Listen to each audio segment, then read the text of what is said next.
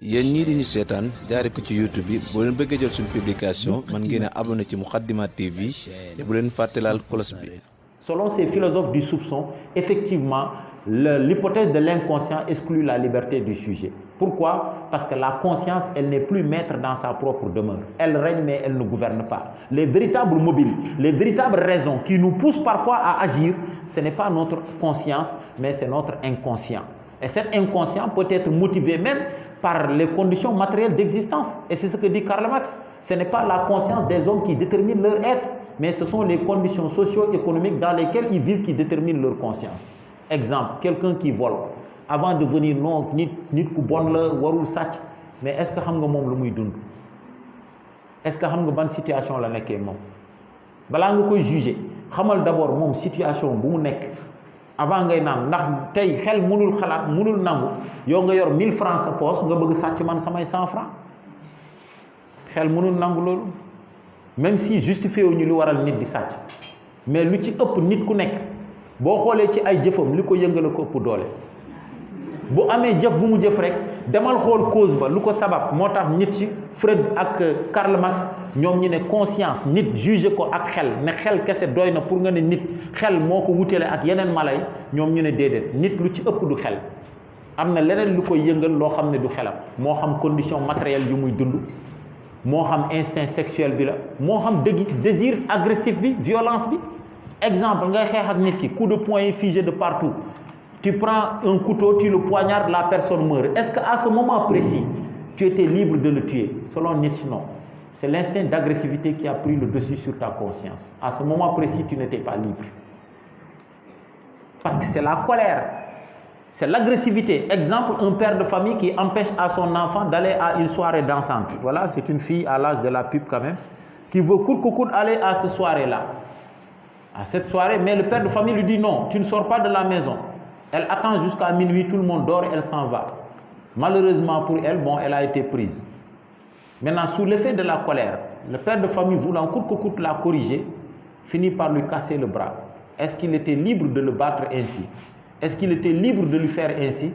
Selon ces philosophes du soupçon, non. La conscience règne, mais elle ne gouverne pas. À ce moment précis, c'est la colère, c'est l'instinct d'agressivité qui a pris le dessus. De même, il en va de même des coépouses qui peuvent se battre. L'une d'entre elles prend de l'huile bouillante pour verser sur l'autre. Mais c'est la jalousie et la haine qui prend le dessus sur la conscience. Ce qui fait que la conscience règne, mais elle ne gouverne pas. Le moi n'est plus maître dans sa propre demeure. C'est pourquoi, pour ces philosophes-là, nous ne sommes pas libres.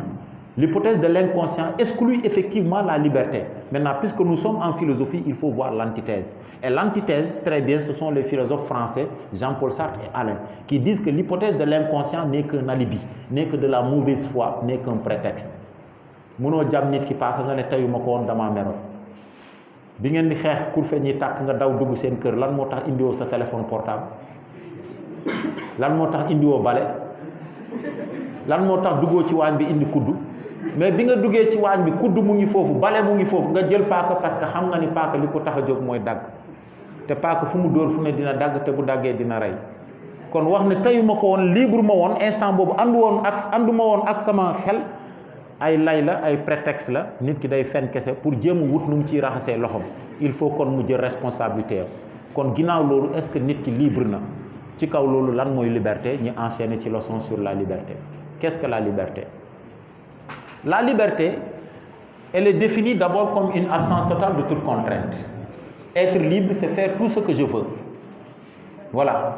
Je suis libre quand j'ai la capacité de faire ou de ne pas faire, sans que rien ne me force, sans que rien ne m'empêche de faire. Je suis libre quand j'ai l'autonomie de ma volonté. Cette conception de la liberté comme absence totale de toute contrainte est définie par des philosophes qu'on appelle les partisans du libre arbitre. Qu'est-ce que le libre arbitre? Le libre arbitre, venant du latin liberum arbitrium, signifie le franc arbitre. Et pour les partisans du libre arbitre, l'homme seul est libre. Et on peut citer trois philosophes. Le premier, c'est Jean Buridan. Il dit l'homme est libre parce que l'homme seul a cette faculté supérieure qui est la volonté, qui est capable de choisir entre faire ou de ne pas faire. L'animal, lui, il n'est pas libre. Pourquoi? Parce que l'animal est prisonnier de son instinct.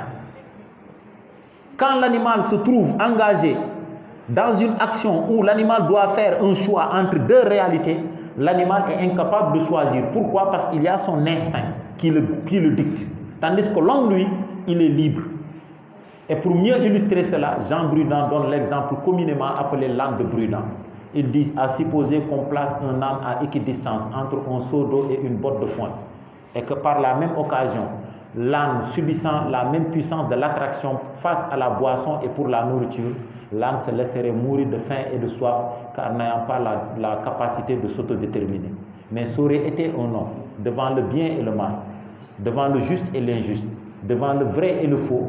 L'homme a toujours le choix parce que l'homme est libre. Un homme peut très bien voir le mal et le bien, mais il choisit de faire le mal.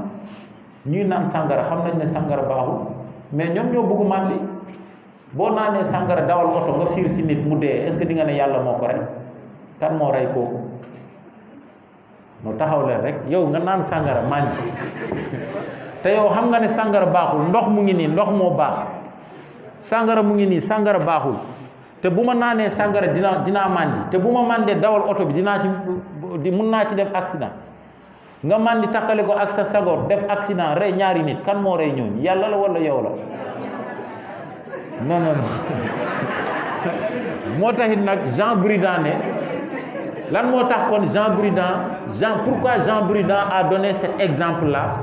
Il voulait s'adresser à vous en vous disant il faut que les hommes prennent leurs responsabilités et arrêtent de culpabiliser Dieu car Dieu est innocent. Depuis qu'il nous a créés avec la raison, il nous a donné cette faculté-là et cette liberté-là de choisir entre le bien et le mal. bu dee lu xew lu nekk yàlla moo ko dogal kon kay jarul yàlla mu ñuy àtte bisu penc ndax ku sàcc sax dina ne yàlla ah man kat yaa dogaloon ma doon sàcckat déet non objectivement rationnellement boo leen calculer li philosophe bii wax boo ko seetloo ci biir a priori da ngay jàpp ne moom gëmul yàlla mais boo seetloo ba ci biir moom li mu wax nee na il faut que nit ñi jël seeni responsabilité du lu xew lu nekk rek nga ne ndogalu yàlla la nit am na part de responsabilité ci luy ñëw ci événement yi ndax yàlla ginnaaw bu mu ñu bindee mu jox ñu xel daf ñu jox faculté jox ñu liberté ngir ñu mun a tànn ci diggante lu baax ak lu bon lu jub ak lu jubadi donc yow boo choisiree def lu bon bu la ci dara fekkee il faut nga assumer tandis que bu dee mala la yàlla bindeewu ko noonu daf ko bind ak bakkanam mala bi mënul choisir diggante lu baax ak lu bon lu muy def amu ci benn sago kon moom mënul analyser tandis que bu dee nit loolu moo taxoon jóg Jean Buridan parce que c'était un moine du XVIe siècle donc l'objectif était d'innocenter Dieu et de responsabiliser l'homme devant ses actes. Dans cette même perspective nous avons Jean-Paul Sartre. Jean-Paul Sartre dit l'homme est libre car l'homme seul est doté de cette faculté supérieure qui est la volonté. Mieux également, Jean-Paul Sartre dit l'homme est libre parce que le destin n'existe pas. Car qu'est-ce que le destin? C'est un chemin qui est tracé de manière inéluctable. Quoi que nous puissions faire, quoi que nous ne puissions pas ne pas faire, ce qui arrivera, arrivera nécessairement. Jean-Paul Sartre dit justement, puisque par hypothèse Dieu n'existe pas, donc l'homme est condamné à être libre. Condamné parce qu'il ne s'est pas créé lui-même. Libre pourquoi? Parce qu'une fois qu'il est jeté dans le monde, il a la liberté de choisir. Autrement dit, ce que nous saurons demain, c'est à nous d'en décider jour après jour. Chaque jour, l'homme a la liberté. Il n'y a aucune destinée, aucun destin qu'il a prédestiné.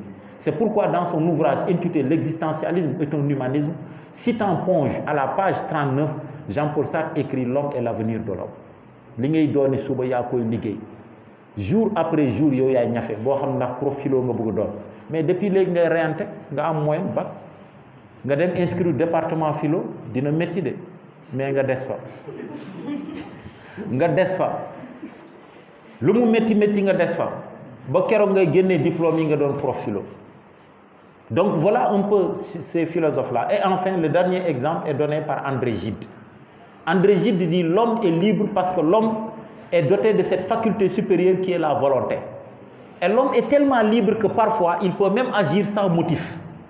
Parce que l'homme, il n'est guidé ni par son instinct comme un animal, ni par une action causale, le destin, mais l'homme est tellement libre qu'il peut commettre un acte gratuit, c'est-à-dire faire une action alors que rien ne le pousse à le faire, il l'a fait de manière purement volontaire.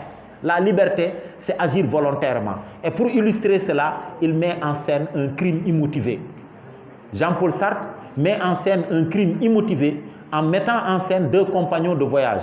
Le vieillard de chétive apparence, Lafcadio, et le jeune homme fort et costaud, excusez-moi, le vieillard de chétive apparence, Amédée Florissoir, et le jeune homme fort et costaud, Lafcadio, qui était en partance de Rome et qui se retrouvait seul dans le compartiment d'un train. À la page 189 de son ouvrage intitulé Les caves du Vatican, Jean-André Gide fait parler son personnage principal, à savoir Lafcadio, qui dit « Si je puis compter jusqu'à 12 et qu'aucun feu ne s'allume dans la campagne, le tapir est sauvé. » Il se met à compter lentement et doucement. À 10, malheureusement, il voit un feu, il précipite le vieillard dans le vide, le vieillard tombe et meurt. Pourquoi il l'a tué? Il l'a tué parce qu'il est libre. Et c'est ça la liberté. Il n'y a rien qui l'a poussé à le faire parce qu'il n'a jamais connu le vieillard. Il n'y a rien qui va l'empêcher de le faire parce qu'il n'y a personne. Il n'y a que eux deux tout simplement. Il a agi librement, il a agi volontairement. Maintenant, problématique, est-ce que réellement l'homme est libre? Est-ce qu'au moment même où nous agissons et nous pensons que nous agissons librement, volontairement, est-ce que réellement nous sommes libres? Selon Spinoza, non. L'homme n'est pas un empire dans un empire. La liberté n'est qu'une illusion. Le sentiment du libre arbitre n'est qu'une illusion due à l'ignorance des véritables causes qui nous déterminent. Ainsi, l'univers obéit à des lois. Et ces lois, Dieu a déjà tout prédestiné. À telle enseigne que ce qui nous arrive arrivera nécessairement. Qu'on le veuille ou non, nous sommes déjà programmés. Ainsi, notre vie à nous tous ressemble à un grand livre. Au moment où nous sommes en train de lire les premières pages, exemple aujourd'hui, le 29 juillet 2024, ce qui se passera le 9, délibération, premier tour, moment fatidique, Dieu le sait déjà. Qui d'entre vous vont réussir? Qui vont échouer? Dieu l'a déjà programmé. Ainsi, quoi que vous puissiez faire, quoi que vous ne puissiez pas ne pas faire, vous n'êtes pas libre. Donc la liberté n'est qu'une illusion. L'homme se trompe en pensant qu'il est libre. Voilà l'argument de Spinoza qu'on appelle un philosophe fataliste. Toutefois, cette conception de Spinoza va connaître une certaine limite que va poser les stoïciens. Eux, ils vont dire à Spinoza, mais attends, Spinoza, si nous disons que tout a été déjà programmé par Dieu, cela risque de rendre l'homme paresseux. Imagine bu ma ne woon jarul ngeen nekk fii di sonal seen bopp ndax di ngeen am bac wala doo leen am bac yàlla bind na ko ba pare même boo leen jàngoon ba minuit sax yàlla bu ne ñii rangé bii nii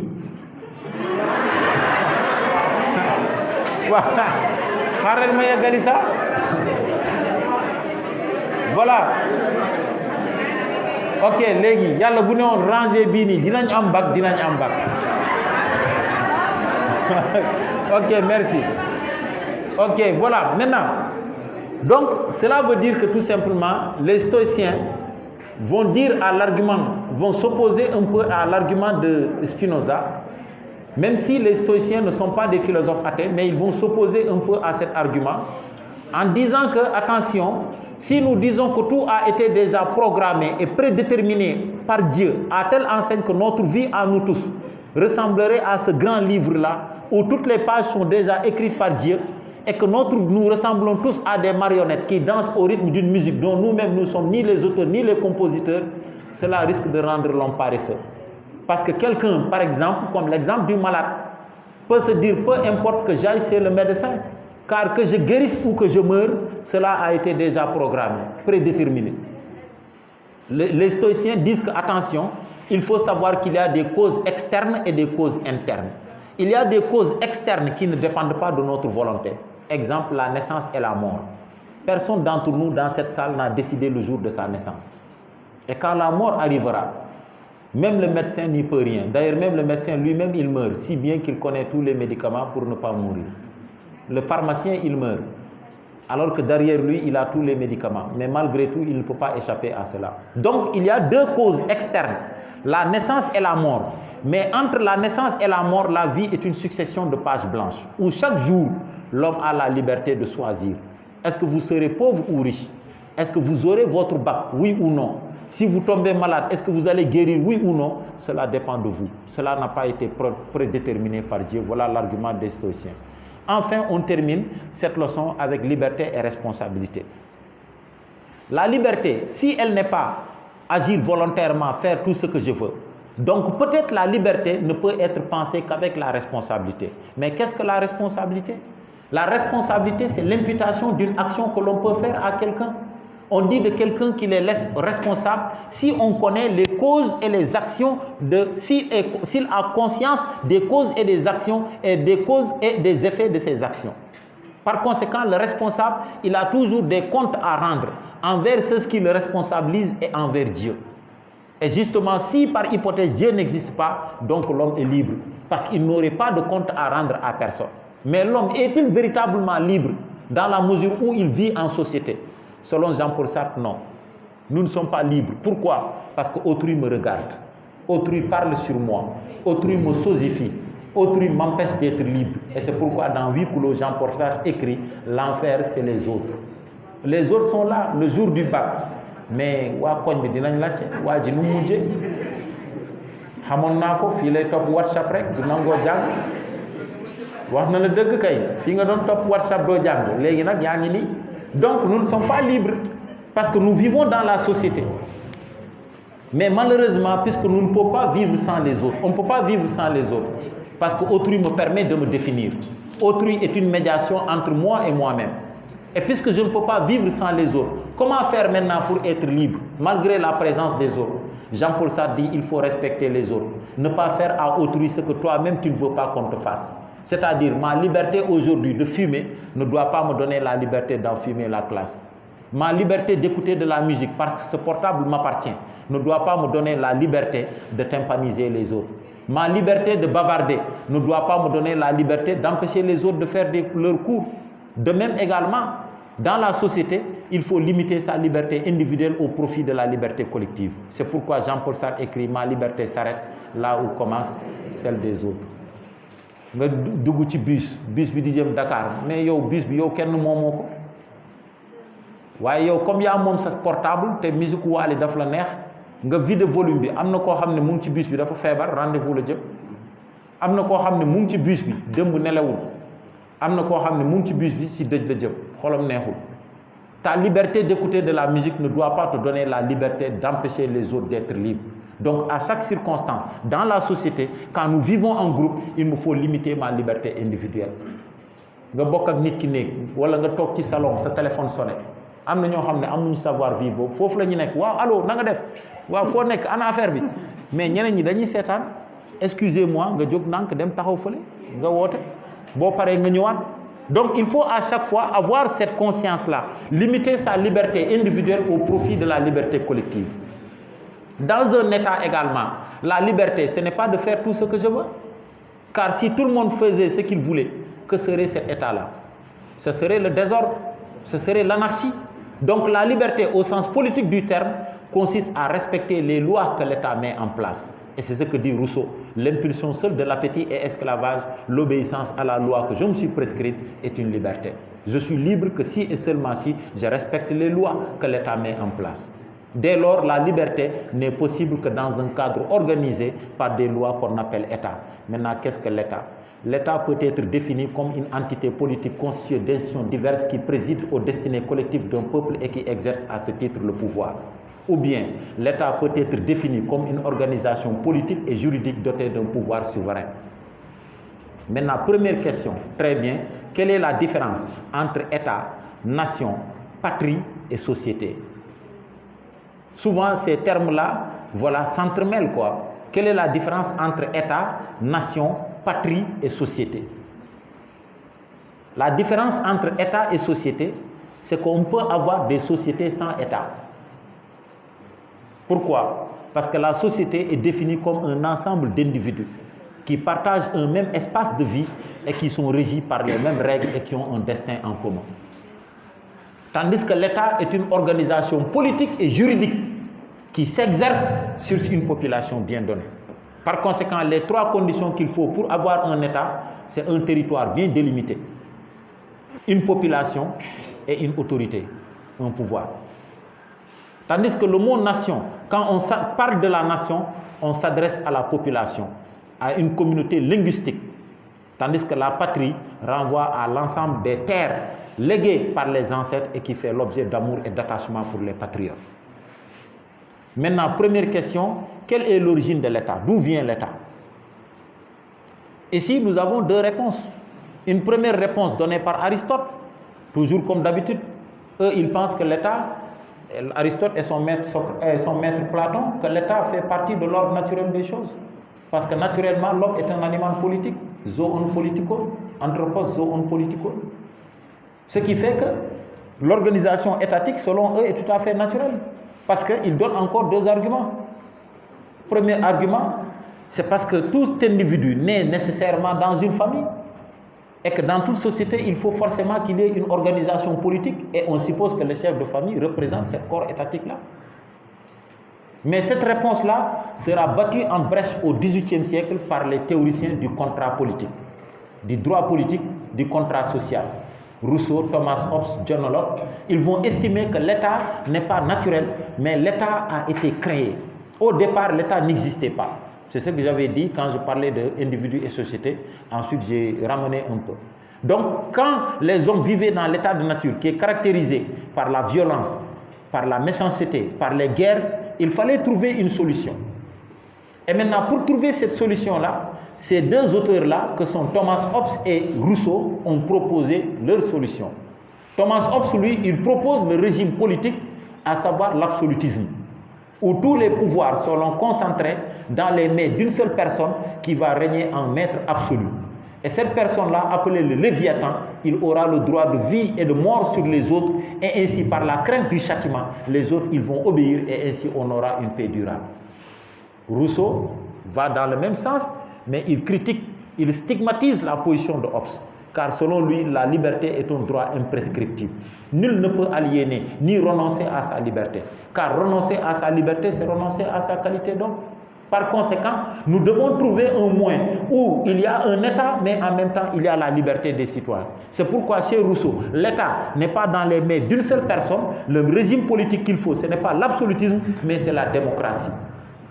Trouver une forme d'association dans laquelle chacun s'unissant à tous, tout en mettant aussi bien ses biens et sa personne, et évidemment, étudie bien ses biens et sa personne, et qui défendent tous les hommes pour avoir cette liberté-là. Donc le rôle de l'État, ou le but de l'État, c'est de garantir la liberté et la sécurité donc, des citoyens. Donc ce qui fait que chez Rousseau, l'objectif, c'est de concilier le pouvoir étatique et en même temps la liberté. Tandis que si nous allons chez les anarchistes, pour eux, l'État est liberticide. C'est pourquoi eux, le régime politique qu'ils proposent, c'est l'anarchisme. L'anarchisme, c'est le contraire de l'absolutisme. Dans l'absolutisme, vous avez un État fort, mais vous n'avez pas de liberté, car l'individu n'a pas de valeur. Dans l'anarchisme, vous avez la liberté, mais vous n'avez pas l'État. Pourquoi? Parce que pour les anarchistes, l'État est liberticide. Eux, ils veulent une société égalitaire. Certes, il va y avoir des règles, des normes que les individus, que les hommes vont respecter, mais il n'y aurait pas d'État. C'est pourquoi leur slogan, c'est ni Dieu ni maître. Parce que les anarchistes, ils parlent de cette anthropologie que l'homme, il est naturellement bon. Par conséquent, l'homme n'a pas besoin d'être gouverné. Car s'il est gouverné, il perd sa liberté. Parce que tout ce qui appartient à l'État, regardez, c'est clôturé.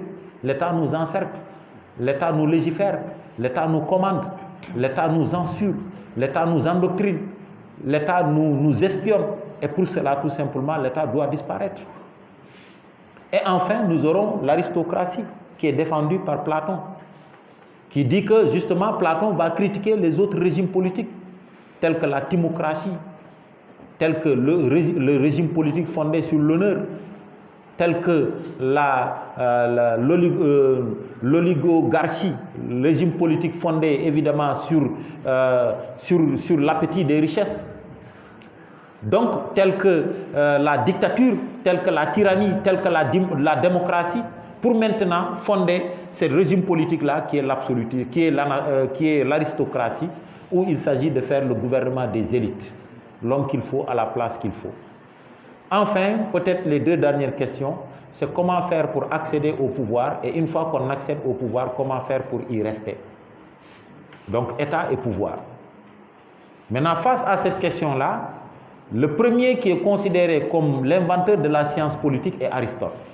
Mais la démarche d'Aristote reste purement philosophique. Et entre-temps, il y a beaucoup de ruptures. Et la rupture majeure a été inaugurée par Machiavel. Selon Machiavel, on ne peut pas allier la politique et la morale. L'homme politique n'est pas tenu d'être bon. Il n'est pas tenu de dire la vérité. Il n'est pas tenu d'être juste. Il ne doit suivre que ses intérêts. Quand ses intérêts arrivent, il doit tout faire pour les avoir. C'est pourquoi en matière de politique, comme le dit Ousmane Sembène, il faut savoir clignoter à gauche et tourner à droite.